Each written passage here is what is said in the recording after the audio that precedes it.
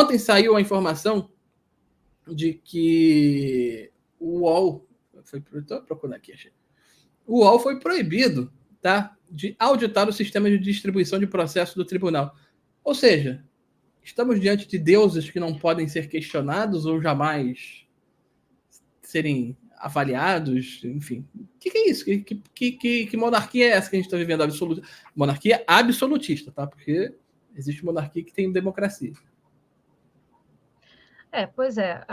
Só para que o pessoal possa entender, dentro do judiciário, né? Eu não sei se, né, eventualmente as pessoas aqui já tenham tido algum tipo de processo judicial, já tenham aí levado algum assunto, né, para conhecimento da justiça. E como é que funciona lá o processo? Quando você entra com o seu processo, quando você vai dar entrada no processo, você faz uma distribuição desse processo naquilo que a gente chama de cartório distribuidor.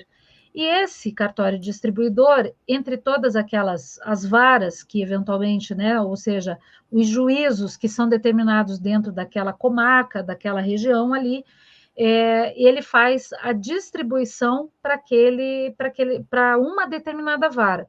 Isso tem a ver, essa distribuição, para haver uma distribuição igualitária né, de ações entre as varas, inclusive para impedir que hajam direcionamentos específicos para determinados juízes de uma maneira focada, ou seja, eu sei que aquele juiz ali, ou seja, garantindo aí a imparcialidade, né, em tese, a imparcialidade do juízo, do judiciário. Vamos imaginar, então, só como leigo fazer uma pergunta, vamos imaginar, então, que a esposa do Alexandre de Moraes, por acaso, seja proprietária de algum escritório de advocacia.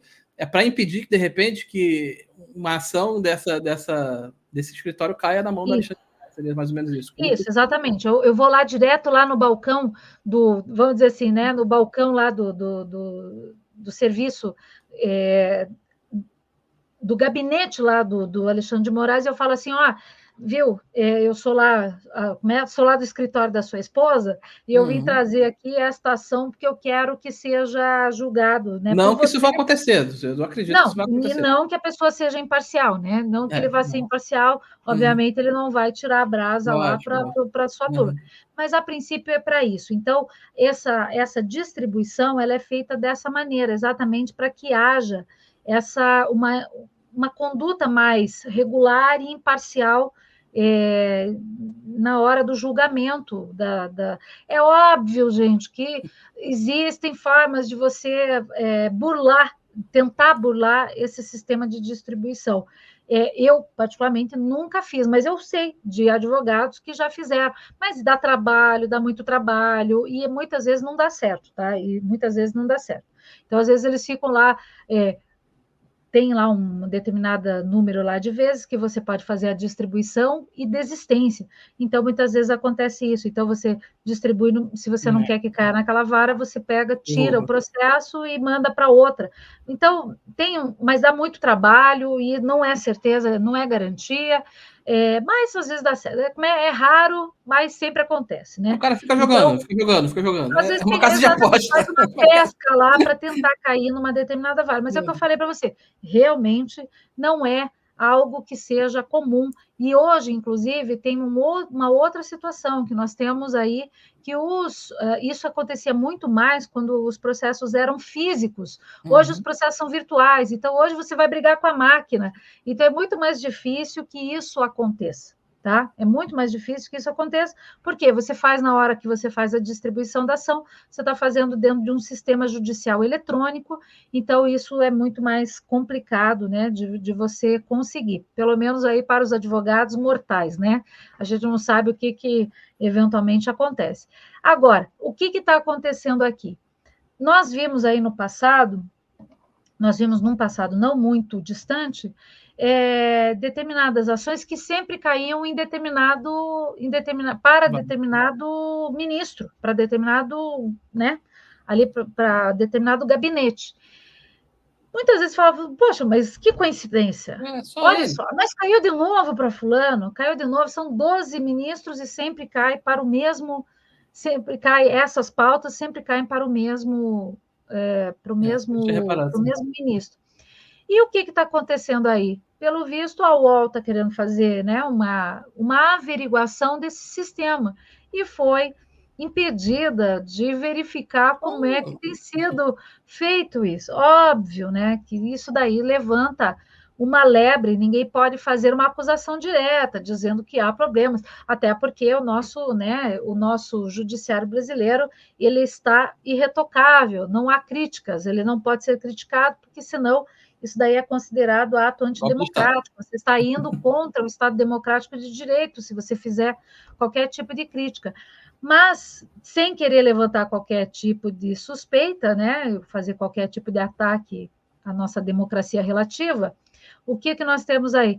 Que simplesmente foi negado aí para o pessoal fazer exatamente essa averiguação de como é que está funcionando essas distribuições das ações. Então, ou seja, nós temos isso daí, que é mais uma pontinha no iceberg da discussão da estrutura judiciária no país hoje, né?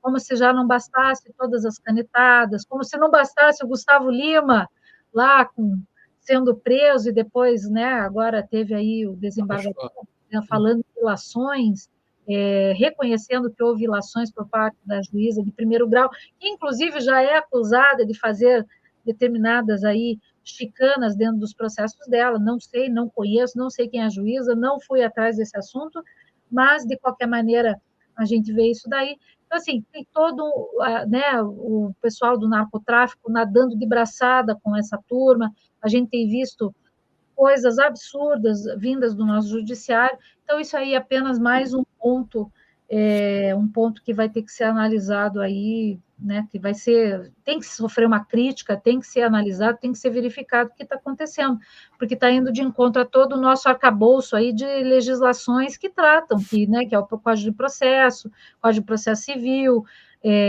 a própria Constituição Federal, Código Civil e etc. e tal, ou seja, vai de encontro a tudo que a gente conhece como judiciário, ou pelo menos do que a gente lembra daquilo que foi um dia definido. Um dia foi. Diante de tanta coisa. Então, você sabe que a advocacia é a arte do depende, né? Doutora, o que o senhor acha? Depende. Depende do que você tem de documentos, depende do que aconteceu dos fatos. Então, isso foi a arte do depende. Agora, então, isso foi elevada à 10ª potência, né? Porque a gente já não sabe mais nem se a própria legislação vai ser levada em consideração. Mas, assim, diante de tanta coisa ruim, diante de tanta coisa negativa que a gente vê sobre esse tema, o que eu estou achando graça, e aí eu falo como jornalista, você falou como advogado, eu falo como jornalista, é ver que essa galera está começando a sofrer as consequências, né? Quer fazer uma auditoria? Não pode divulgar. Toma, o pessoalzinho que fez o L, a galera que fez apertou aquele número maldito lá, com vontade, fez campanha, tá começando a bater no bumbum, né? Lembra que ontem a gente falou sobre a questão do X, do Twitter, que o Alexandre de Moraes já vai começar a punir, inclusive os veículos de comunicação que postaram, teoricamente, do exterior.